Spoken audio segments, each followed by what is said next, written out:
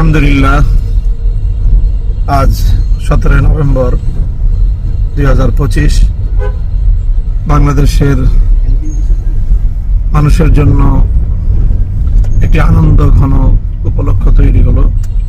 ইতিহাসের একটি অনন্য দৃষ্টান্ত স্থাপিত হলো বাংলাদেশের বিচার বিভাগে।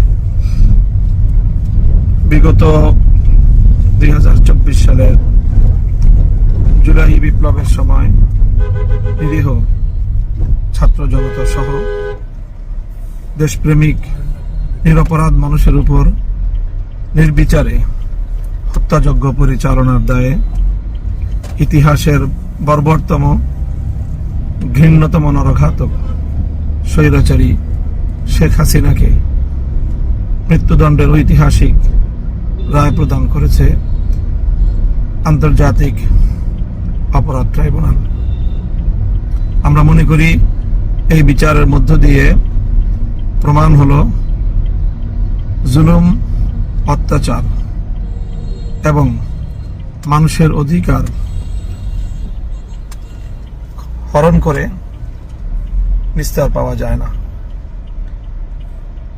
দাম্ভিক স্বৈরাচারী শেখ হাসিনার এই পরিণাম বাংলাদেশের আগামী সকল শাসকদের জন্য একটি দৃষ্টান্ত হয়ে থাকবে। নিরীহ মানুষের রক্তে আর কারো হাত রঞ্জিত না হোক। নিহত শাহাদাতপ্রাপ্ত বীর শহীদানদের আত্মার মাগফিরাত কামনা করছি। সেই সাথে যারা আপনজন হারিয়েছেন, আজকের ঐতিহাসিক রায়ের মধ্য দিয়ে তাদের অন্তর কিছুটা প্রশান্তি লাভ করবে, সান্ত্বনা পাবে।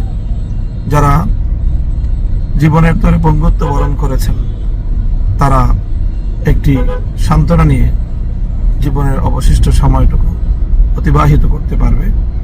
বাংলাদেশ ফ্যাসিবাদ মুক্ত, স্বৈরতন্ত্র মুক্ত একটি সুন্দর বাংলাদেশের দিকে এগিয়ে যাবে প্রত্যয়দীপ্ত কদমে। সেই প্রত্যাশা ব্যক্ত করছি আমরা।